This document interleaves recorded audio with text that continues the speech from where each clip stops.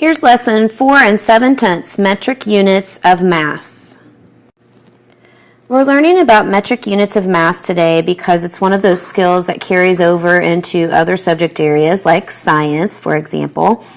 And you're going to be using it, of course, in math as well, where you're going to have tables that you're going to have to convert between kilograms and grams, and you're going to have to know how to do that. So one of the things that we need to make sure that we remember is that 1 kilogram is 1,000 grams.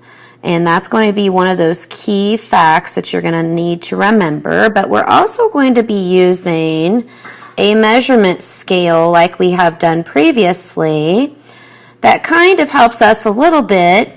If we look at the scale, we can see that we have 5 kilograms up here at the top, and 5 kilograms is equal to 5,000 grams.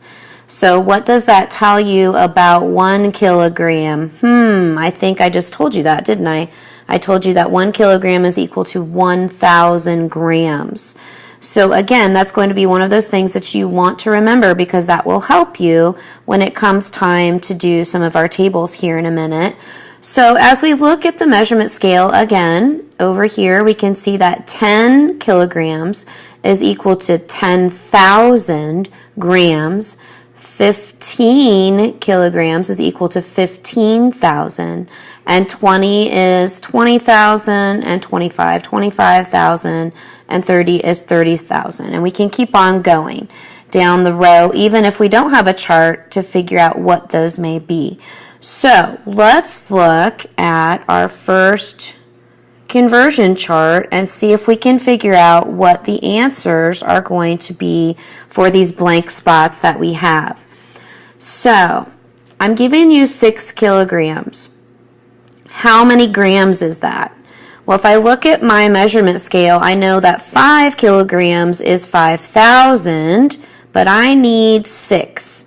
So if I look back over here where I have my 1 kilogram is 1,000, can I do a multiplication problem to help me out? Why, yes, I can. So I can take the 6 that I have here and I can multiply times 1,000 to get my answer, which will be 6,000. Okay, now we're going to go backwards. We have 20,000 now grams. How do I figure out how many kilograms that is? Well, if I multiplied to go from this side to this side, what might I do to go from this side to this side? Hopefully you're thinking you're going to do the opposite operation, which is what you will do. And so basically we're going to divide 20,000 by 1,000, and that is going to give us 20. Okay, and then we're back here at 24 on the left side of the chart. If I have 24 kilograms, how many grams is that? I know that 25 up here is 25,000. 24 would be one less than that, right? So hopefully you're thinking 24,000 would be my gram measurement there. So let's take a look at this particular chart. Now I've got some decimals in my chart. If you'll notice, I have 3 5/10 kilograms, which basically would be what? 3 1/2. So what's that going to be in grams? If I take 3 1/2 times 1,000, I am going to get 3,500. Okay, and then again, if we look at the next one, we're on the right side this time, so we need to divide. 8,500 divided by 1,000 is going to give me 8 5/10.